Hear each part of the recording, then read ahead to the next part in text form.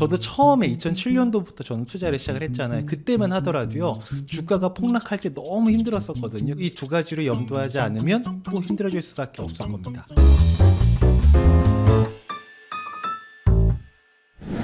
안녕하십니까, 행센 오영일입니다. 요즘 주가가 굉장히 많이 하락을 했죠. 정말 이래도 되나 싶을 정도로 하락을 많이 했는데요. 그러다 보니까 자연스럽게도 투자자분들이 굉장히 힘든 그런 시간을 보내고 있습니다. 우리가 투자 시장에서 힘들어하는 이유는 보통 두 가지 정도가 있는데요. 그리고 이런 위기는 앞으로도 또 올 수 있고요. 그때도 이 두 가지를 염두하지 않으면 또 힘들어질 수밖에 없을 겁니다. 그리고 우리가 힘들면 투자를 계속해서 할 수가 없고 투자에서 원하는 걸 얻기가 어려울 거예요. 그러니까 이번 기회에 이 두 가지를 꼭 제대로 이해하시고, 그리고 이번 시장에서 위기를 기회로 바꾸지는 못해도 교훈은 크게 얻을 수 있는 그런 시장이었으면 좋겠다라는 말씀과 함께 오늘 영상을 시작하도록 하겠습니다. 하락장에서 힘들어하시는 분들의 특징은요, 첫 번째로는 단기적인 관점입니다. 우리가 만병의 근원이 스트레스인 것처럼 모든 투자의 근본적인 어려움은 어디에서 온다? 단기적인 관점 때문입니다.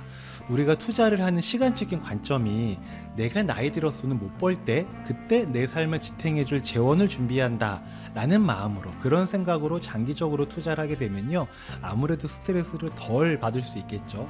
저도 지금 투자해서 손실폭이 굉장히 크거든요. 근데 뭐 크게 그렇게 개의치는 않고 있습니다. 왜냐하면 어차피 나이 들어서 쓸 것이기 때문에 지금 가격이 저한테는 중요하지 않은 거예요. 물론 유쾌하지는 않죠. 그래도 그렇게 크게 공포스럽거나 두렵거나 큰 스트레스를 받지는 않는다는 거예요. 다만 이런 시기에는 돈 생기면은 조금씩 이제 주수를 늘려갈 뿐인 거죠. 제가 지금 말씀드린 이런 장기적인 투자 관점에 반대하시는 분들은 아마 안 계실 겁니다.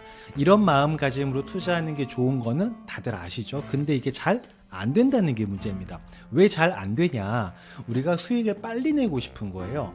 빨리 수익 내는 건 누구나 좋아하죠. 당연한 거죠. 10% 수익을 얻는데 1년 걸리는 것보다 일주일 만에 얻으면 더 좋을 거잖아요. 하루 만에 얻으면 더 좋을 수 있고요. 근데 이렇게 빨리 수익 내는 건 좋은데 좋아하는 걸 못하는, 장기적으로 해야 되는 이런 상황이 우리한테 온 거죠. 그러니까 내가 원하지 않는 상황이다 보니까 마음이 편할 수가 없는 거죠.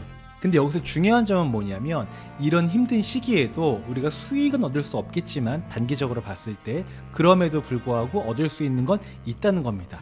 이 점에 우리가 주목할 필요가 있는데요. 왜 우리가 힘든 일을 겪고 나면요, 어때요? 내성이라는 게 생기고 맷집이라는 게 생기잖아요. 이 투자도 마찬가지인 거죠.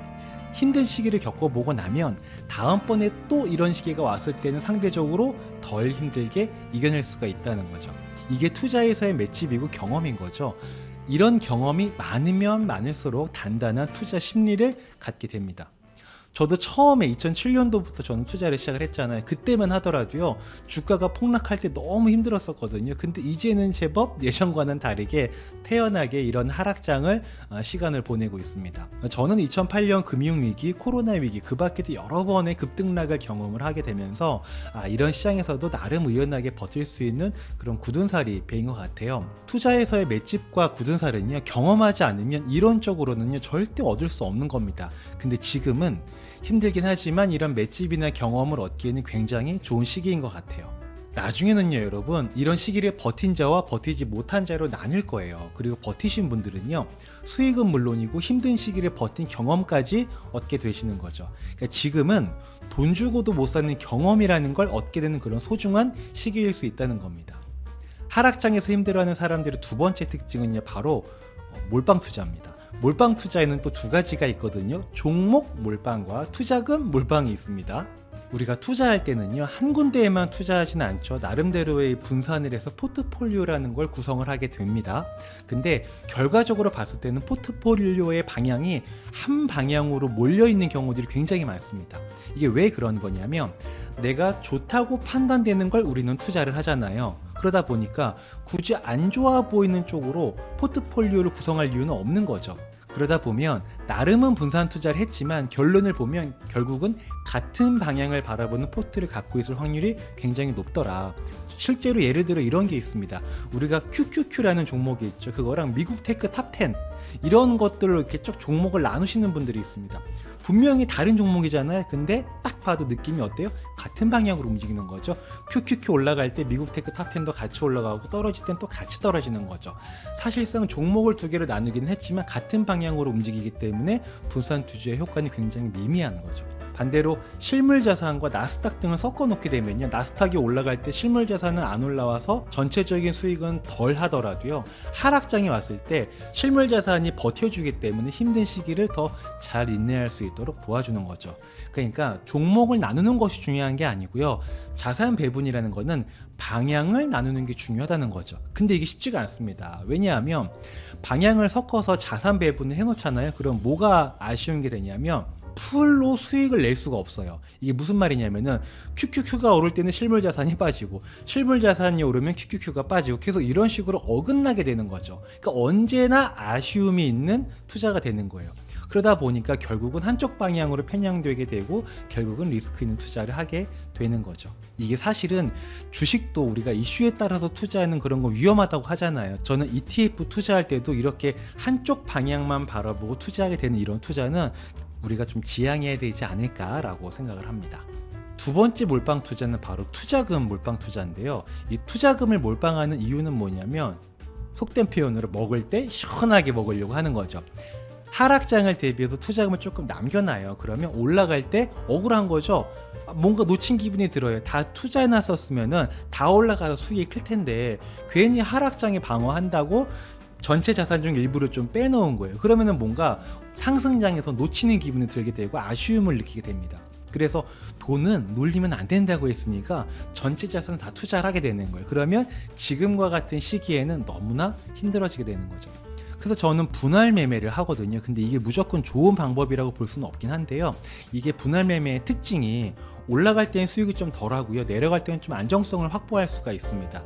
근데 결국은요, 이런 안정적인 흐름이 꾸준한 투자를 할 수 있도록 도와준다는 거죠.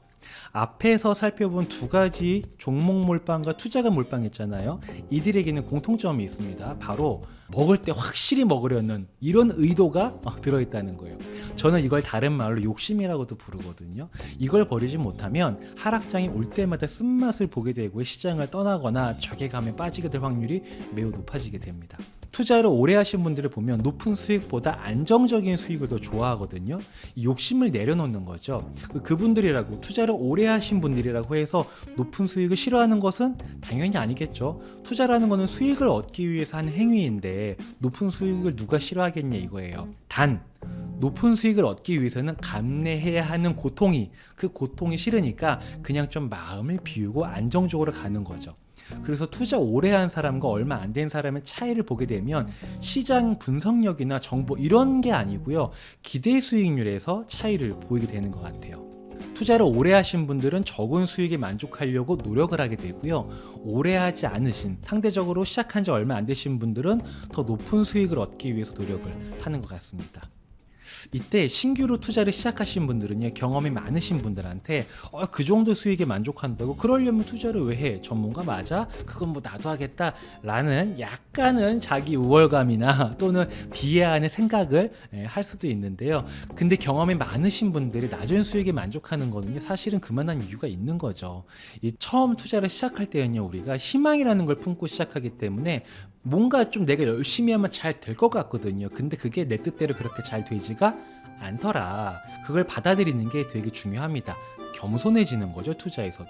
그래서 지금과 같은 시기, 이런 시기에는 상승장에서는 알 수 없는 투자의 진리, 겸손을 좀 배우게 될 수 있는 그런 시기인 것 같습니다. 저 같은 경우에는요, 연에 8에서 12%의 수익에 만족할 수 있다. 그리고 실제로 그 수익을 지키기 위해서 노력을 해왔고 크게 벗어났던 적은 아직은 없었습니다. 근데 저희가 상승장에서는 귀염둥이 취급을 받았었어요. 왜냐하면 다른 분들은 막 40%, 60% 막 이렇게 수익이 나는데 저희는 그거에 비해서 반 정도밖에 수익이 안 됐었거든요. 그러니까 남들은 이만큼 가는데 전 이만큼밖에 못 간 거죠. 그러니까 좀 귀염둥이 취급을 받을 수 있는 거죠. 근데 요즘에는 조금 인정받는 느낌이 듭니다. 근데 이게 저희가 특별하게 뭘 잘해서 그런 건 아니고요. 그냥 저희는 저희의 길을 우즈컨이 가고 있었는데 다른 분들의 수익률이 상대적으로 좀 하락하다 보니까 저희가 뭔가 잘하고 있는 것처럼 이런 효과가 나타나는 거죠. 약간 이런 거죠. 달리기 시합을 하는데 저희는 뒤처져 있던 거예요. 남들은 엄청난 속도로 달리고 있었습니다. 근데 알고 봤더니 이 게임은 장거리 시합이었던 거예요. 그래서 저는 같은 속도로 꾸준히 제 스페이스대로 가고 있는데 먼저 가시던 분들이 약간은 뒤처지는 그런 형국이다라고도 볼 수가 있는 거죠. 또 이러다가 갑자기 주가가 반등하면 또 저희는 전체 자산 중 일부를 지금 현금으로 갖고 있거든요. 그러다 보니까 전체 자산에 투자되어 있으신 분들보다는 수익이 적을 수도 있습니다. 상승장이 갑자기 막 오게 되면. 그러면 또 저는 또 귀염둥이 취급을 받을 수도 있겠죠. 그래도 뭐 괜찮습니다. 상관없어요. 저희는 급등락을 따라가는 것보다 찬찬히 완만하게 가는 게 좋습니다. 그래야 스트레스가 적고요. 시장에서 이탈하지 않고 투자 자산을 계속해서 이렇게 늘려나갈 수가 있어요. 이게 포인트거든요. 그 결과가 어떻게 만들어지냐면 수익률은 좀 적더라도요. 자산의 규모는 커져 있을 거라는 거죠. 우리의 목적은요. 수익률의 숫자를 늘리는 게 목적이 아니고요. 자산의 규모, 내 돈의 양을 늘리는 게 우리의 목표라는 거죠. 자산의 규모를 늘리는 가장 좋은 방법은요. 시장에 오래 붙어 있는 겁니다. 그리고 오래 붙어 있으려면 감당할 만한 스트레스 범위 내에서 우리가 투자를 해나가야 오랫동안 이 힘든 걸 해나갈 수가 있는 거예요. 왜 우리 부동산으로 최근에 돈을 벌게 되신 분들의 사례가 굉장히 많잖아요. 근데 그분들도 갑자기 하루아침에 부동산으로 자산이 늘어나는 게 아니죠. 오를 때까지 부동산이 오를 때까지 보유하다 보니까 결국은 그들이 부동산으로 부를 축적하고 증식시킬 수 있었던 거지 않습니까? 금융자산도 마찬가지입니다. 상승장이 올 때까지 잘 가지고 있고 기다리고 있어야 빛을 볼 수 있는 거예요. 이렇게 오래도록 시장에 머무르려면 버틸 수 있는 투자 환경을 스스로 만드는 게 필요합니다. 시장 전체를 내가 움직이거나 컨트롤할 수 없잖아요. 하지만 나의 투자 환경은 내가 컨트롤할 수가 있다는 거죠. 그러기 위해서는 어느 정도의 수익률은 포기할 줄 아는 지혜가 필요하지 않나? 라는 생각을 저는 가지고 있습니다. 우리가 세상 만사 공통된 것 중에 하나가 뭐냐면 얻는 게 있으면 잃는 게 있고 잃는 게 있으면 얻는 게 있다는 거잖아요. 저 같은 경우에는 약간의 수익률은 포기하더라도요. 자산의 규모를 늘려나가는 게 저희 목표인 거죠. 지금과 같은 이런 시기는요, 여러분 완벽한 투자 방법은 없고요. 이런 하락장을 피한다는 거는요 사실상 예측하기 굉장히 어려운 부분일 수 있습니다. 다만 이걸 기억하면 좋겠어요. 강한 자가 살아남는 게 아니고요, 살아남은 자가 강한 거라는 거죠. 이런 시기에는요 특별히 뭘 하려고 하지 말고 그냥 시장에서 이탈되지 말고 살아남기 위한 노력을 하는 게 중요한 시기입니다. 언젠가 또 주가는 반등할 날이 올 거예요. 지금과 같은 하락장이 올 거 우리 몰랐었지 않습니까? 반대로 또 언제 갑자기 막 폭등할지 모르는 겁니다. 그때 중요한 건 뭐냐면 자산을 가지고 있는 자와 가지고 있지 않은 자로 나뉜다는 거예요. 이런 시장을 보면요 꼭 우리 주식시장이 곡식 털기를 하는 것 같아요. 왜 우리 이렇게 키라는 거에다가 탕탕탕 털어서 가벼운 씨알들이 막 날아가잖아요. 이런 시기에는 투자 심리가 가벼운 분들은 약간 이렇게 날아가게 되는 그런 형국이다라고도 보여집니다. 우리가 날려가는 껍데기 같은 신세가 되면 안 되지 않습니까? 그렇기 때문에 투자 심리를 꽉 잡고 있어야 됩니다. 우리가 매수해 놓은 자산들이요 시대의 흐름에 역행하는 그런 자산이 아니라면, 믿을 만한 자산이라면요 굳이 이런 시기에 종목 변경 등과 타이밍 매매 같은 기술기를 뭔가 좀 첨가해서 이런 시기를 극복하려고 하지 마시고요, 그냥 자본주의는 우상향이다 라는 것을 믿고 잘 버틸 수 있는 그런 시기를 보내면 어떨까라는 생각을 합니다. 그리고 지금과 같은 시장에서도 여러분 분명히 얻을 건 있습니다. 힘든 시장에서 단기적인 수익 실현은 못하더라도요 언젠가는 우리가 얻어야 할 교훈과 투자에서의 지혜를 이번 기회는 얻을 수 있을 겁니다. 그걸 놓치지 않으셨으면 좋겠습니다. 오늘 영상 이 정도로 정리하도록 하겠습니다. 이상 2024년 10월 24일까지 전 직원 연봉 1억인 회사를 만드는 사람 오영일이었습니다. 들어주셔서 감사하고요. 다음에 또 뵙겠습니다. 들어가겠습니다. 안녕.